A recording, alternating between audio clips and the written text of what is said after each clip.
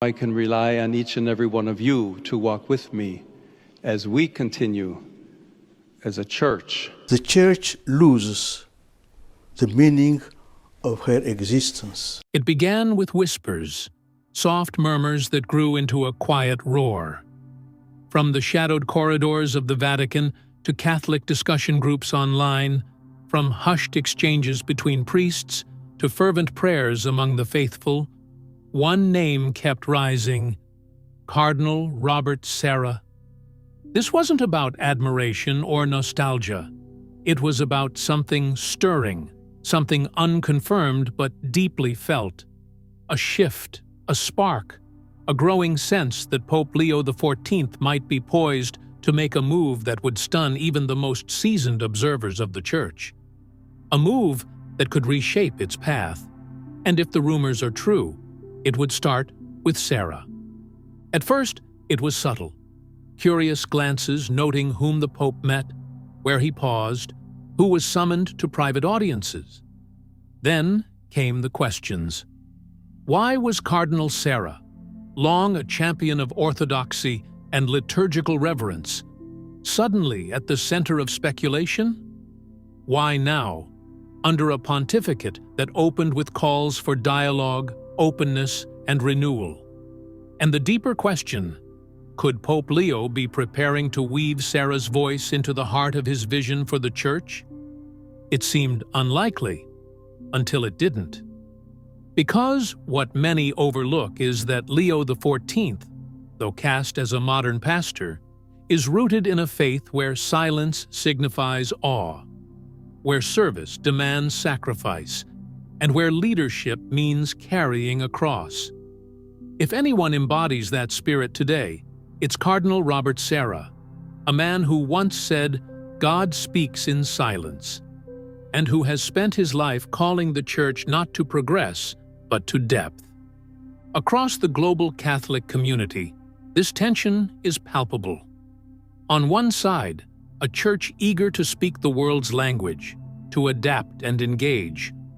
On the other, a Church yearning to reclaim its sacred identity. Sarah doesn't seek applause or popularity. He kneels, he prays. And that's why this moment crackles with possibility. If Pope Leo is about to elevate Sarah, it would be more than an appointment. It would be a signal, a recalibration, a return to roots. What no one anticipated was the groundswell of reaction.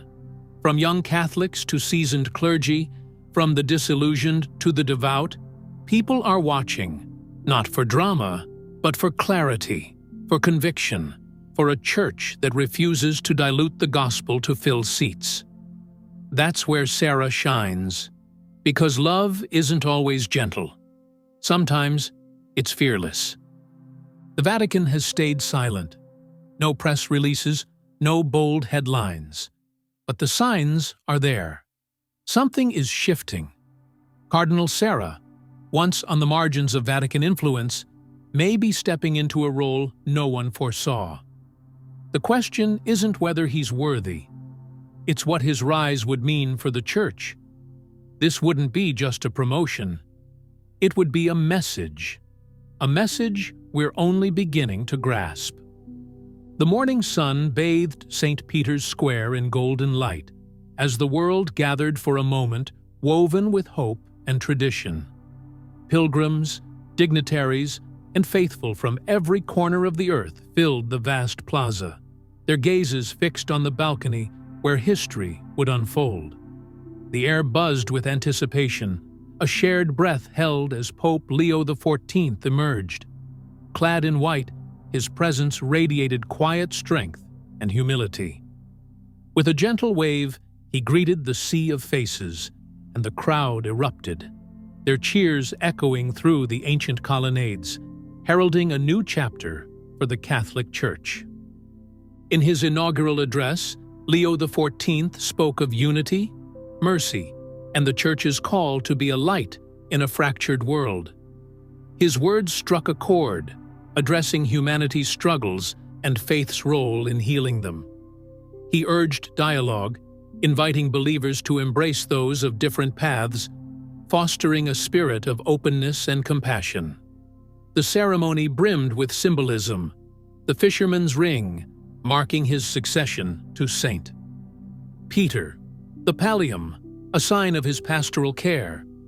These ancient rites, set against the Vatican's grandeur, underscored the papacy's enduring legacy. As the Mass ended, the faithful left inspired, carrying Leo's call to action. In the days that followed, whispers grew about his next steps, with one name recurring: Cardinal Robert Sarah, a steadfast voice for tradition and reverence. Could he be tapped for a pivotal role, blending the old with the new? The world watched, eager to see how Leo XIV would navigate the tightrope of modern faith and timeless truth. In a world torn between fleeting trends and eternal verities, few voices stand as resolute as Cardinal Robert Sarah. His name alone evokes weight, especially for Catholics who sense something sacred slipping away. Born in rural Guinea, Sarah rose to the Vatican's highest ranks, yet he remains a force of deep reverence, a guardian of the Church's ancient soul. To understand why his name sparks such fervor now, we must look beyond his titles: former prefect, author, prelate, and return to the soil that shaped him. Guinea is no cradle of ecclesial power. Sarah grew up in a faith that was costly, where Mass demanded sacrifice, where belief was a battle. From this crucible emerged a man whose vision of the Church is inseparable from fidelity, suffering, and the cross. As he climbed the Church's ranks, Sarah's convictions never wavered. He didn't chase cultural currents or theological fame. He embraced silence, not as absence, but as strength. His book, The Power of Silence, became a spiritual touchstone, not for its flair, but for its reminder. The Church isn't meant to clamor for relevance. It's meant to be still enough to hear God. In a world drowned in noise, that message landed like a thunderbolt. As prefect of the Congregation for Divine Worship, Sarah's influence was profound. He championed ad orientem worship, urging priests and faithful to face God together in liturgy. He called for silence in Mass, for kneeling before the Eucharist, for a reverence that restores rather than reinvents. To some, this was rigid. To others, it was rediscovery. Sarah's voice extends beyond liturgy. He speaks with moral clarity, warning against diluting doctrine for inclusivity's sake, not out of judgment, but from fear that the Church's distinctiveness could vanish in relativism's haze. He urges the West to reclaim its Christian roots while hailing Africa's rising orthodoxy. Sarah isn't just a man. He's a movement, a hunger for conviction and beauty that refuses compromise. Among younger Catholics, he's a spiritual anchor, a figure who speaks truth with love, not flattery. That's why rumors of his return under Leo XIV ignite such hope. It's not about power, it's about presence. The prospect of Leo, a quiet pastor, aligning with Sarah, a fierce traditionalist, suggests a Church that moves forward by rooting itself in truth. Critics call Sarah too stern, his tone too sharp. His defenders point to the saints. Was Ignatius Loyola soft? Was Teresa of Avila mild? The cross isn't comfortable. Salvation is radical. Yet Sarah is no mere firebrand. His writings on prayer, suffering, and the Eucharist reveal a contemplative soul, a pastor who prays more than he preaches. His African heritage amplifies his voice. As Europe's churches empty, Africa's pews overflow. Sarah speaks for a continent where faith isn't nostalgia, it's life. His potential role isn't a power grab, it's a declaration that the Church still has sentinels who guard the gospel, not reshape it. The Catholic Church stands at a crossroads, caught between growth in the global South and decline in the West, between reverence and accessibility, between clarity and ambiguity. Into this tension steps Pope Leo XIV, deliberate and discerning. His inauguration preached unity and service, but hard choices loom. Key Vatican posts remain vacant, and Leo's appointments will signal his vision. Sarah isn't just a candidate, he's a symbol. His books, God or Nothing, The Power of Silence, are lifelines for those lost in ecclesial fog. His 2021 resignation felt like a pause, not an end. Now, with roles like the dicastery for bishops open, speculation swirls. Could Sarah shape the Church's future shepherds? His return would balance the Church's tensions, reassuring traditionalists while challenging progressives to embrace reverence. But it's not without risk. Sarah's orthodoxy divides, beloved by some, suspect to others. Naming him would be bold, a statement that tradition has a seat at Leo's table. The faithful aren't just gossiping. They're yearning for a church that holds both truth and mercy, that names sin while embracing sinners. Sarah embodies that synthesis, firm yet prayerful, African yet universal, humble yet unyielding. Africa's role in this moment is undeniable. The continent's Catholic vitality, full masses, rising vocations, contrasts with the West's decline. For Africans, Sarah is no distant figure. He's one of them, shaped by dirt floor prayers and village catechesis. His potential return speaks to a longing in the global South, for their faith, their sacrifices, to shape the Church's heart. Leo, the first American pope, and Sarah, a son of Guinea, could bridge North and South, healing divides.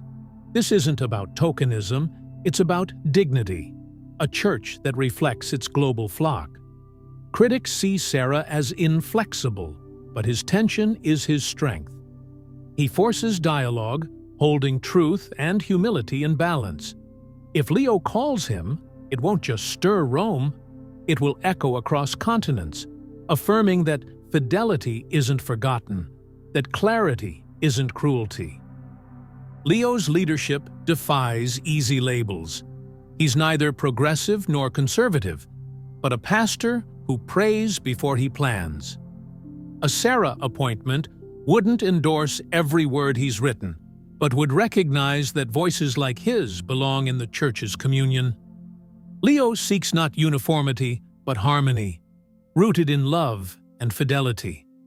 Sarah could be a catalyst, not for nostalgia, but for dialogue grounded in reverence. The Church doesn't need loud answers. It needs courage to name truth and build communion. Sarah's presence would teach that holiness isn't outdated. It's Christ-like. The deeper question transcends Sarah or Leo. Where is the Church headed? What is it becoming? Sarah's potential role isn't just a personnel choice, it's a spiritual pivot. The Church must engage the world without mimicking it, remain faithful without fossilizing. Sarah draws a line. The flame of faith isn't dimmed but shielded. His thunderous clarity and monastic calm appeal to a generation weary of spin. Globally, his voice resonates where faith burns brightest: Latin America, Africa, Asia. For these Catholics, Sarah isn't controversial. He's credible, a bishop who speaks their language. His elevation would affirm their place, not as margins, but as the Church's future. Resistance is inevitable. Sarah's absolutes unsettle those who seek common ground. But clarity often feels like confrontation in confused times. The stakes aren't political, but existential. What is the Church for? A hospital for sinners? A sanctuary for saints? Or both? Sarah's return would signal a church unafraid to be countercultural, to risk boldness for truth. For ordinary Catholics, tired of scandals and ambiguity, this offers hope. A church that surprises by standing apart. Sarah's silence amid the rumors is its own witness. He offers no interviews, no hints of ambition. His stillness isn't absence, it's prayer, a strength the world barely understands.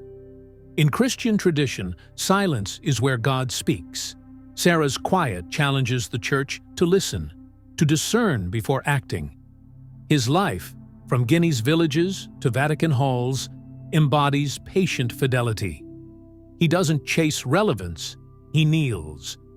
This isn't passivity, but active surrender, trusting God's plan over human momentum. His silence rebukes a church tempted by noise, reminding us that true authority is served, not seized.